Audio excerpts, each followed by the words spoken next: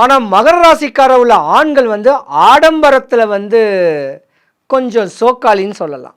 நல்லதாக வீடு புது பிளாட்டு வாங்குவீங்க, அதை கெட்ட முடியலேன்னு கேட்டு நஷ்டமாயிடும். விலை உயர்ந்த கார் வாங்குவீங்க, கொஞ்ச நாளைக்கு டியூ கட்டி முடியும், கட்ட முடியாமல் அதுவும் நஷ்டமாயிடும். இப்படி கடன் வாங்கி கடன் அடைச்சி கடனால் பல சட்ட சிக்கலையும் சந்தித்த ஜாதகம் யாருன்னா மகர ராசிக்காரங்க. மகர ராசிக்கார பெண்கள் ருத்ராட்சம் போட்டிருந்தாலோ, ஆன்மீக ஈடுபாட்டில் தன்னை அர்ப்பணிச்சிருந்தாலோ கடன் சொல்லக்கூடிய நோயிலேருந்து விலகலாம்.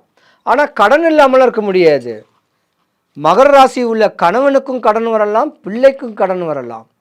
ஆனால் இந்த மாதம் மகர ராசி உள்ள குழந்தைங்களுக்கு சுபகாரியங்களை பற்றி பேசுறதுக்கு உண்டான நேரம், சுபகாரியம் நடக்கும்னு சொல்லக்கூடிய ஆதங்கங்கள் இந்த மாதம் இருக்கும்.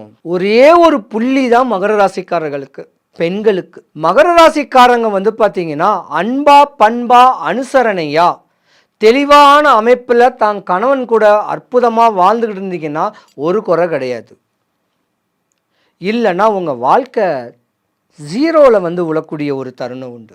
தேவையில்லாமல் அவப்பேறு பட்டத்தை, அவமான பட்டத்தை மகர ராசிக்காரங்க வாங்கணும்னு கேட்குறது விதி. தாம் பிள்ளைங்களுக்காக, பிள்ளைங்களுடைய படிப்புக்காக நீங்கள் தாங்க கஷ்டப்படுவீங்க மகர ராசிக்காரங்க.